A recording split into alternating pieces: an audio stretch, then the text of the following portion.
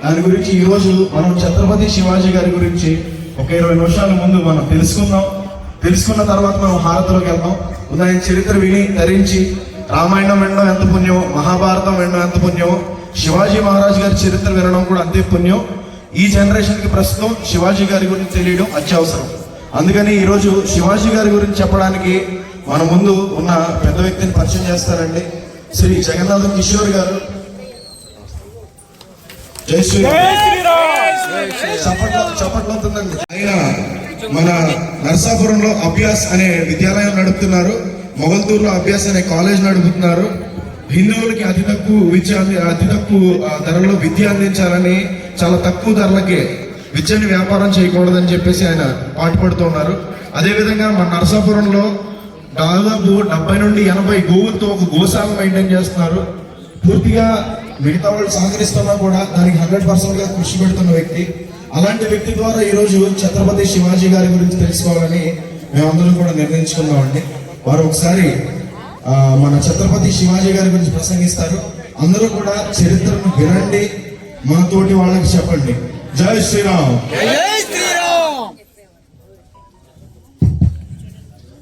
భారత్ మాతా కి జై. భారత్ మాతా కి జై. భారత్ మాతా కి జై. నేను జై భవానీ చెప్తాను, అందరూ వీర శివాజీ చెప్తాను. జై భవానీ. గట్టిగా చెప్పాలమ్మా, గట్టిగా. జై భవానీ. జై శివాజీ. జై భవానీ. జై శివాజీ. జై భవానీ. జై శివాజీ. ఈరోజు పరమ పవిత్రమైనటువంటి ఈ గోదావరి తీరంలో సంధ్యాహారతి మనం ఇచ్చుకునే సందర్భంగా ఛత్రపతి శివాజీ గురించి మనం కొన్ని విషయాలు తెలుసుకుందామని అనుకుంటున్నాం. అక్కడ ధ్వజం ఉంది. ధ్వజం మీద దారి చూపిస్తూ ఒక మాత శివాజీకి దారి చూపిస్తుంది. ఎవరు ఆ మాత పేరేంటి? శివాజీ తల్లి. ఎవరావిడ? శివాజీ గారి తల్లి జిజియాబాయ్. అమ్మ చూపించిన దారిలో నడిచాడు కాబట్టి శివాజీ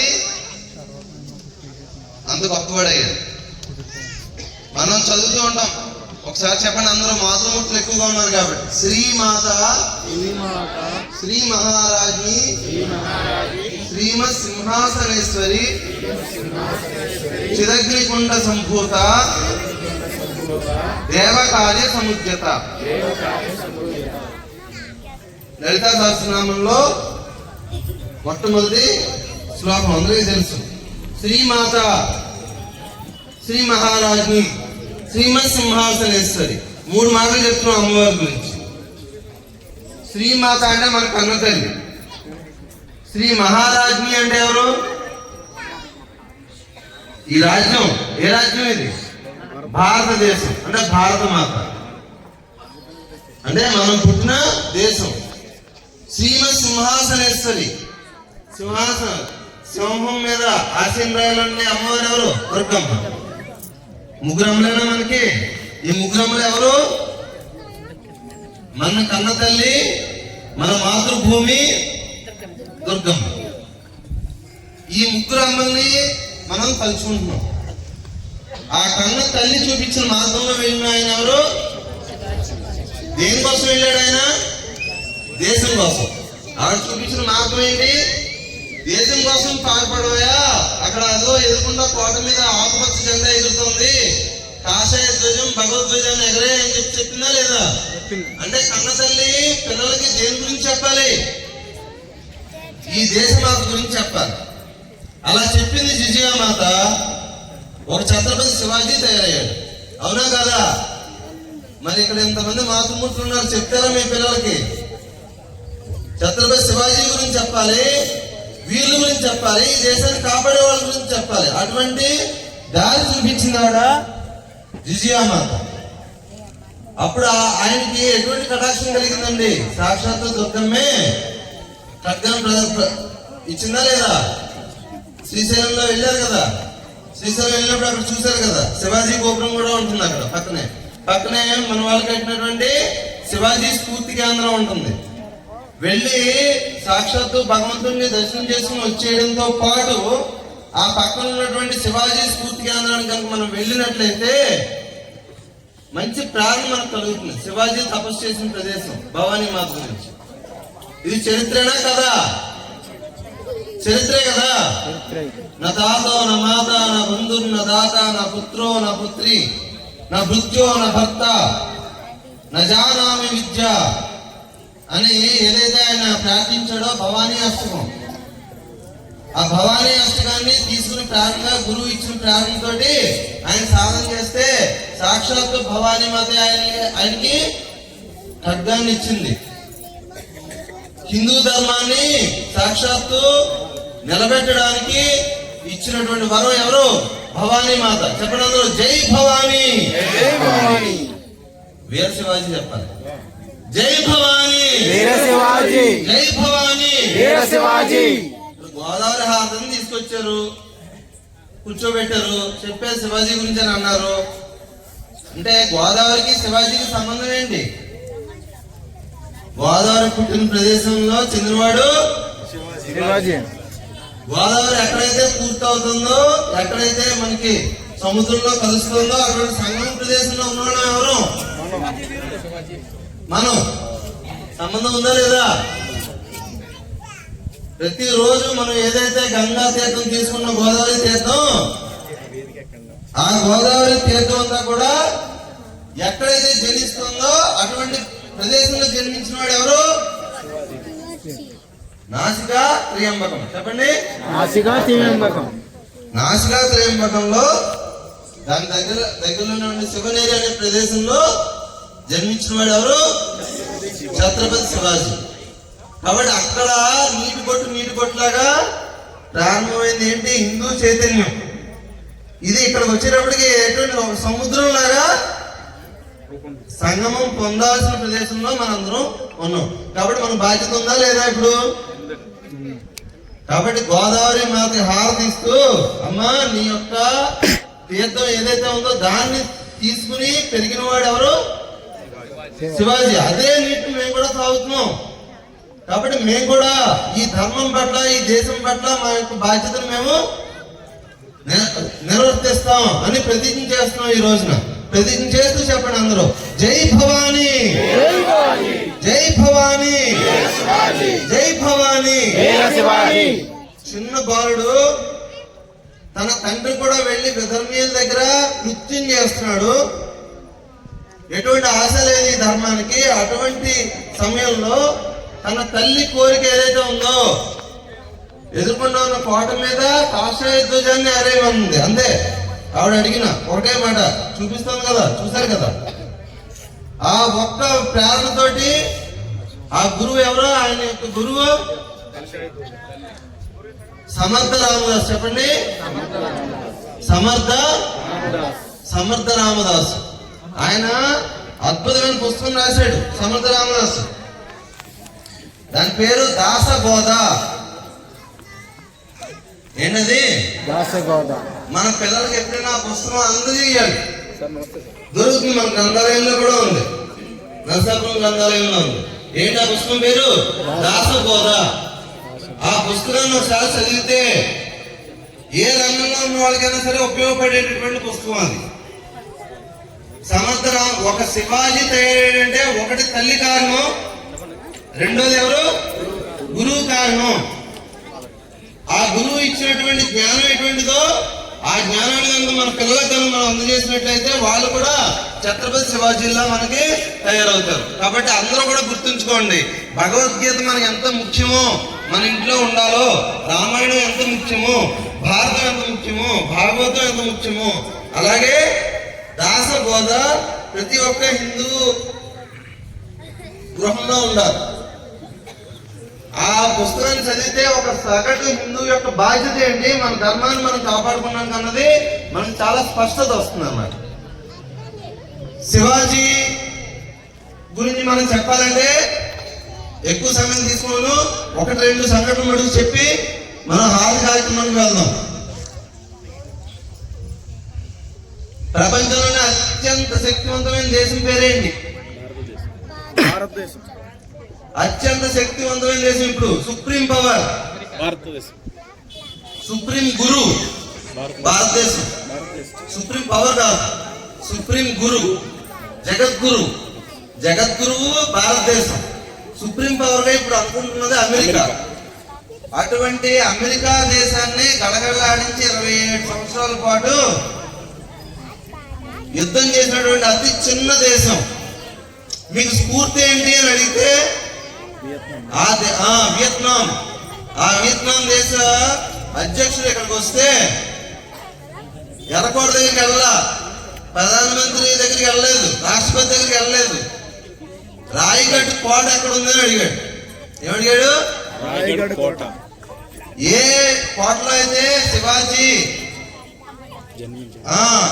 యుద్ధం చేశాడో అటువంటి గొప్ప కోట ఏదైతే ఉందో ఆ కోట దగ్గరికి ఒకసారి వెళ్ళాలి, అక్కడ ఉన్న మట్టిని నేను తీసుకోవాలని చెప్పని అక్కడ ఉన్న మట్టిని తీసుకుని వెళ్ళాడు ఆయన. ఇదేంటయ్యా, మా దేశంలో అనేక గొప్ప ప్రాంతాలు ఉన్నాయి, రాయగఢ్ కోటలోకి ఎందుకు వెళ్ళామనంటే మాకు ప్రపంచంలో ఆశే లేదు. ఎందుకంటే అమెరికా లాంటి దేశం వచ్చి స్టెల్త్ బాంబులతోటి 13 అడుగులు 20 అడుగులు కింద ఉన్నా సరే ఆ బాంబుతో పేల్చి మమ్మల్ని చంపేసే పరిస్థితుల్లో వాళ్ళ నుండి మేము కాపాడుకున్నాను. మాకు స్ఫూర్తి ఎక్కడ దొరుకుతుందంటే అంత పోరాట యోధుడు ఎవరు ఉన్నారని చూస్తే ప్రపంచంలో మాకు కనిపించిన ఒకే ఒక ఉదాహరణ ఎవరు? ఛత్రపతి శివాజీ. ఆయన యొక్క యుద్ధ వ్యూహాలని వాటన్నిటిని కూడా మేము పరిశీలించి దాంతో 27 సంవత్సరాల పాటు అమెరికాను నిలువరించగలిగామని చెప్పాడు. ఈ ఒక్క ఉదాహరణ ఆయన యొక్క యుద్ధ చాతుర్యానికి చిహ్నంగా ఉంటుంది. అంతేకాదు మన భారతదేశం ఈ రోజున చాలా గొప్పగా ఉన్నది, నేవీలో ఉంది. ఈ భారతీయ నేవీని, ఇండియన్ నేవీని మొట్టమొదటిసారి ఏర్పాటు చేసిన వాడు, నావికా దళాన్ని ఏర్పాటు చేసినటువంటి రాజు ఎవరు? ఛత్రపతి శివాజీ. అందుగురించి ఇప్పుడు కూడా ఆ ప్రాంతానికి సంబంధించిన నావికా దళానికి ఛత్రపతి రెజిమెంట్ అని పెడతారు పేరు దానికి సంబంధించి. ఎందుకంటే బ్రిటిష్ వాళ్ళు మన మీద పోరాడుతున్నారని అన్నప్పుడు బ్రిటిష్ వాళ్ళని గడగడలాడిస్తూ అప్పుడు ఉన్నాడు ఛత్రపతి శివాజీ సైన్యమే. బ్రిటిష్ నావల కన్నా కూడా చాలా గొప్ప నావలను కలిగి ఉందన్నమాట. ఇలా చూస్తే రక్షణ రంగంలో అనేక ఏర్పడ్డాయి. ఇంకా ఛత్రపతి శివాజీ యొక్క గొప్పతనం ఏంటంటే ఒక మనిషి జీవించి ఉన్నప్పుడు కాకుండా దాని తర్వాత కూడా ఆయన యొక్క ఆశయం కోసం దాన్ని కొనసాగించిన వాళ్ళు ఎవరైతే ఉన్నారో ఆ వ్యక్తి చాలా గొప్పవాడు. రాణా ప్రతాప్ గొప్పవాడనే కదా, మహారాణా ప్రతాప్. ఇక్కడ చాలా మంది చేతక్ బండి నడుపుకుంటారు కొంతమంది. చేతక్ ఎవరి పేరు? అది మహారాణా ప్రతాప్ యొక్క గుర్రం పేరు.